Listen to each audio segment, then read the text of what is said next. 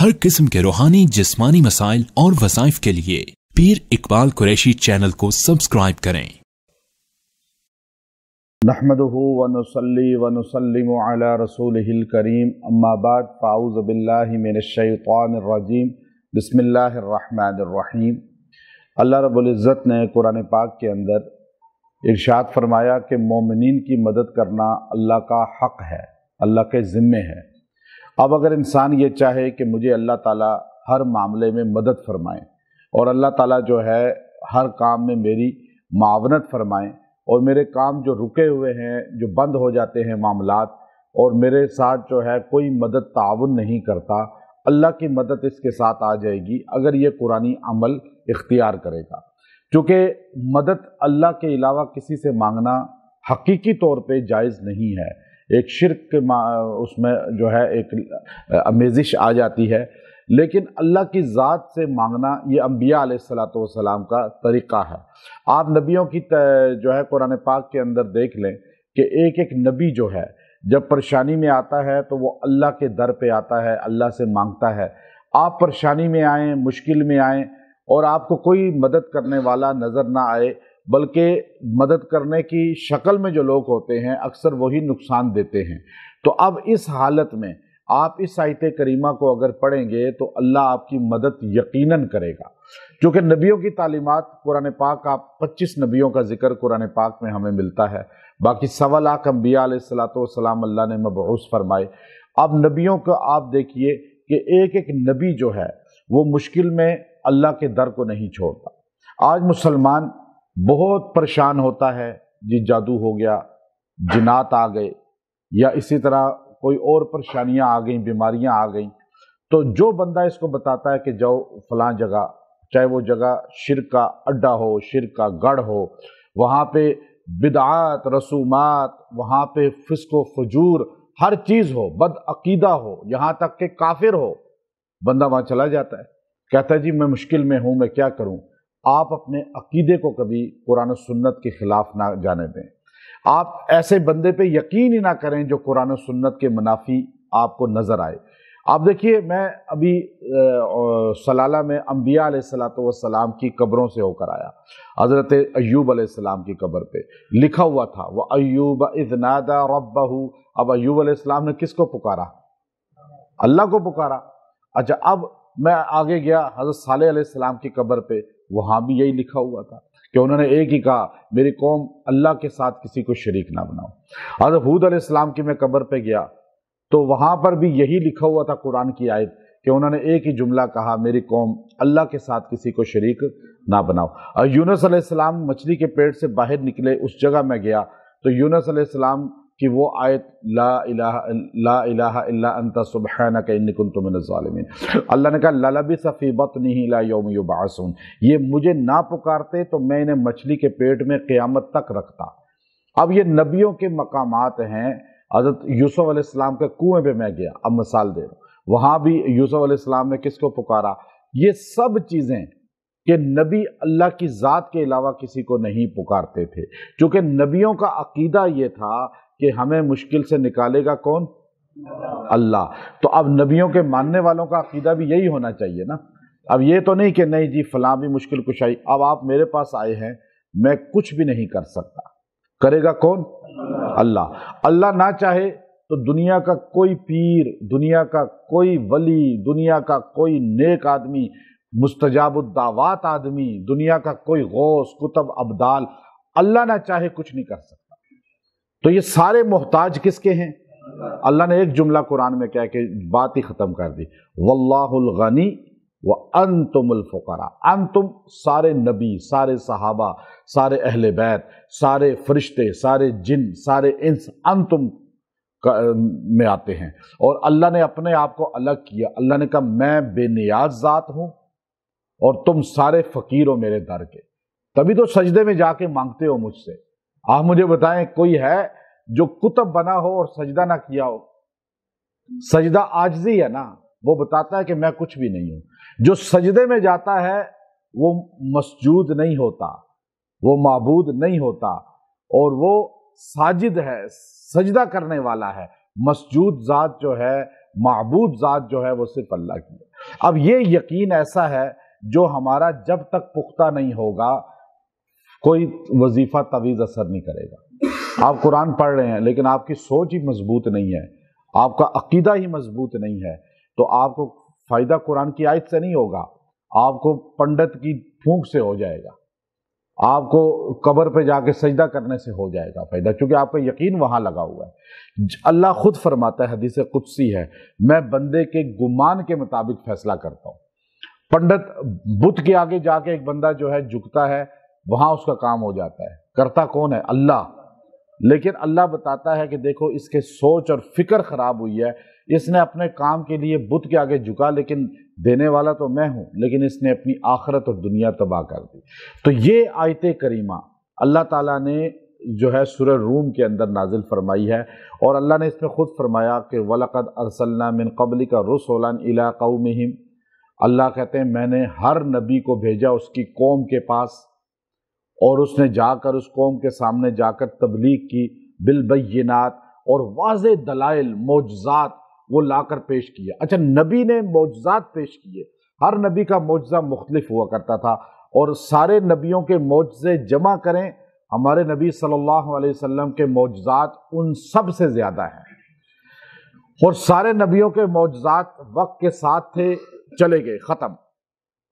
لیکن ہمارے نبی صلی اللہ علیہ وسلم کے معجزات قیامت تک زندہ ہیں، اور جن میں دو بڑے معجزے ہیں، ایک ان میں قرآن پاک ہے، اور اس جیسا کلام ہے ہی نہیں کسی کے پاس۔ پھر اللہ رب العزت نے فرمایا کہ بالبینات، وہ واضح باتیں پیش کر کے، تو فانتقمنا من الذین اجرموا، جب نبیوں کی توہین کی، نبی کا انکار کیا قوم نے، تو میں نے انتقام لیا مجرموں سے، میں نے ان کو پھر جو ہے پکڑ میں لایا، پھر میں نے ان کو سزا دی۔ آج ان قوموں کے نام و نشان ہی نہیں ملتے، عذاب ان پر آیا، ان کی بستیاں تہس نہس ہیں۔ آپ ایک ایک جگہ جا کر دیکھیں تو اللہ تعالیٰ آپ کو دکھائے گا کہ یہاں یہ قوم، یہاں یہ قوم، تو اللہ فرماتے ہیں کہ میں نے ان کو تہس نہس کر دیا، میں نے ان کو پکڑ میں لے آیا، کیوں کہ انہوں نے نبیوں کی مخالفت کی۔ اب جو نبیوں والا کام کرے گا نا، جو نبیوں والا انداز اپنائے گا، جو نبیوں کی سنت اپنائے گا، نبی کی غلامی کرے گا، وہ نبی بنی اسرائیل کے تھے، ان کا مقام ہمارے نبی صلی اللہ علیہ وسلم سے بلند ہرگز نہیں ہے۔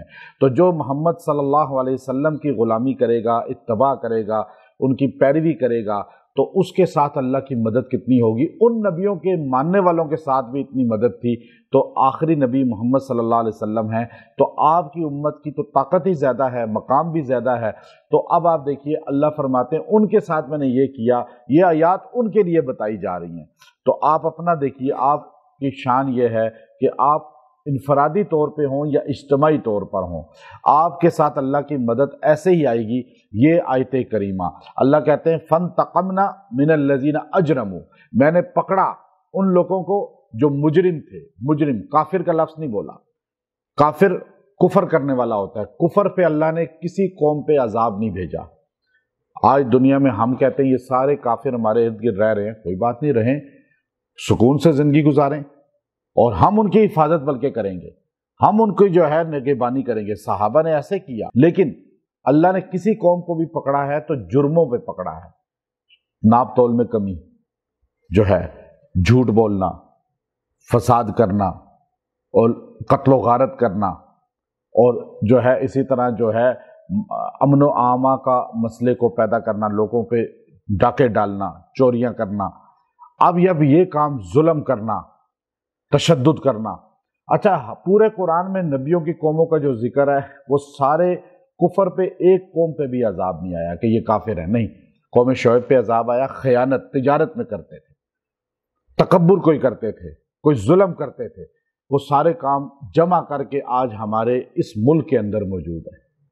تو پھر کیسے معیشت مضبوط ہوگی، کیسے اللہ کی رحمتیں برسیں کہ یہاں ایسے سیلاب جو پانی کی نہروں کی طرح جو ہے پیسہ آئے، نہیں آئے گا، کیونکہ وہ سارے اجماعی کام یہاں ہو رہے ہیں غلط، جو نبیوں کی امتوں میں تھے۔ قرآن بتاتا ہے تو ہر بندہ جہاں بیٹھا ہوا ہے وہ دھوکہ دے رہا ہے، خالی اوپر والے نہیں، نیچے تک سارے، ہر بندہ غلط کر رہا ہے۔ تو اب آپ دیکھیے اللہ رب العزت نے فرمایا میں نے پکڑا مجرموں کو۔ اب مجرم تو آج پکڑے جا رہے ہیں سارے کے سارے، ہم پریشانیوں کے اندر ہیں، تو اب ہم کہتے ہیں یا اللہ ہم کیوں پکڑے جا رہے ہیں، ہمارا وزیر اعظم خالی پکڑا جائے؟ نہیں، آج ہر بندہ مجرم ہے، ہر بندہ نبی کا بھی جو ہے سنت چھوڑ رہا ہے، اسلام کی تعلیمات کو بھی چھوڑ رہا ہے، ظلم بھی کر رہا ہے، جھوٹ بھی بول رہا ہے، فراڈ بھی کر رہا ہے، دھوکہ بھی کر رہا ہے، خیانت بھی کر رہا ہے، ہر چیز کر رہا ہے، ٹھیک ہے، جس کا جہاں داؤ لگتا ہے، تو چاہے وہ مسجد میں بیٹھا ہوا ہے، چاہے وہ مندر میں بیٹھا ہوا ہے، چاہے وہ بازار میں بیٹھا ہوا ہے، چاہے وہ سیٹ پہ بیٹھا ہوا ہے، عدالت میں بیٹھا ہوا ہے، کچہری میں بیٹھا ہوا ہے، ہر جگہ تھانے میں ایک ہی کام ہو رہا ہے۔ تو اس لیے جب تک سارے ٹھیک نہیں ہوں گے ہر بندہ، اب جب آپ اپنی اصلاح خود کر لیں گے، آپ اپنے آپ کو نبی صلی اللہ علیہ وسلم کی اتباع میں لانے کی کوشش کریں گے، پھر آپ کی طرف کوئی مڑ کے دیکھے، آپ کو پریشان کرے، آپ کو تکلیف دینے کی کوشش کرے، تو بس پھر اللہ اسے ایسے پکڑے گا جیسے ان کو پکڑا۔ وہ کیا ہے؟ وہ آیت کریمہ یہ ہے، اس کے ساتھ کا آخری حصہ اللہ نے فرمایا وَكَانَ حَقًّا عَلَيْنَا نَصْرُ الْمُؤْمِنِينَ، مجھ پر حق ہے کہ میں مومنین کی مدد کروں، اللہ کہہ رہا ہے۔ اب باپ کہتا ہے میرے پہ حق ہے کہ میں اپنے بچوں کو پالوں، تو پالتا ہے نہیں پالتا؟ اچھا، باپ ہو کر مخلوق اپنی بات کی اتنی لاج رکھ رہا ہے، ماں اتنی لاج رکھ رہی ہیں، تو آپ مجھے بتائیں اللہ اپنی بات کی لاج نہیں رکھے گا؟ اللہ کہتا ہے میرے ذمے ہے تمہاری مدد کرنا، لیکن آج ہماری مدد نہیں ہو رہی۔ مدد کرنے والا کون ہے؟ اللہ ہی ہے، لیکن مدد کیوں نہیں کر رہا؟ وہ ہمارے اندر ہے ہی نہیں کوالٹی جو اللہ مانگ رہا ہے۔ باپ بھی بیٹے کو آگ کر دیتا ہے جاؤ نکلو میرے گھر سے، کیونکہ تم وہ کر نہیں رہے جو میں چاہ رہا ہوں۔ تو اب اللہ کہتا ہے میرے ذمے ہے تمہاری مدد کرنا، تم وہ کرو جو میں چاہ رہا ہوں۔ اب آج اگر ہم اپنی تھوڑی سی عقیدے کو، عمل کو چینج کر لیں، آپ مشکل میں آ جائیں، پریشانی میں آ جائیں، یہ آیت نمبر 47 ہے، 47 نمبر آیت سورہ روم کی، آپ اس کا یہ حصہ خالی وَكَانَ حَقًّا عَلَيْنَا نَصْرُ الْمُؤْمِنِينَ، اس کو 100 بار پڑھ کے جس بھی مقصد کے لیے دعا کریں گے آپ کا کام فوری ہو جائے گا۔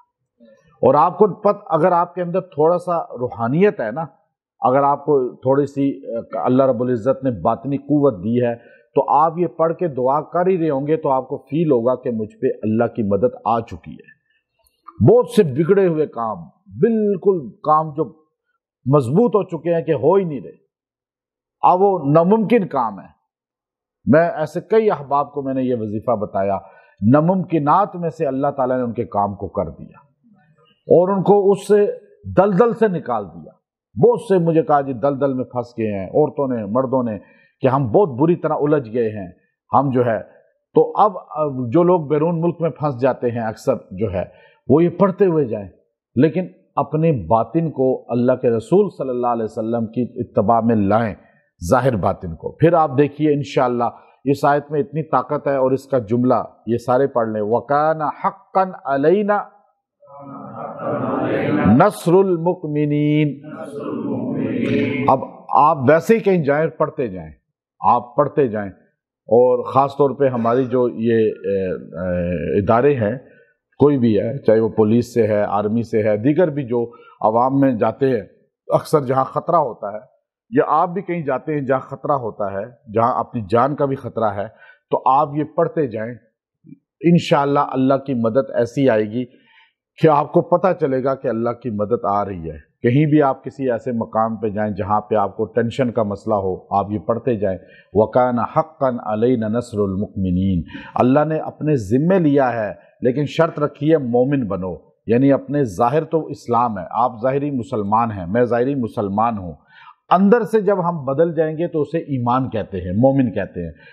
تو اب یہ اندر، اللہ نے اندر کی بات کی ہے، ظاہر کی بات نہیں کی۔ اللہ نے کہا ظاہر تو آپ نے کلمہ پڑھ لیا، حلیہ بنا لیا، باطن بھی آپ کا ٹھیک ہو جائے تو پھر آپ کی مدد کرنا اللہ کے ذمے ہے۔ پھر آپ کو کوئی انگلی یوں کرے گا، اللہ اس کا ہاتھ کاٹ دے گا، شل کر دے گا۔ ایسے ہوا ہے، تاریخ کے واقعات ہیں۔ اللہ عمل کی توفیق دے۔ وآخر دعوانا ان الحمد للہ رب العالمین۔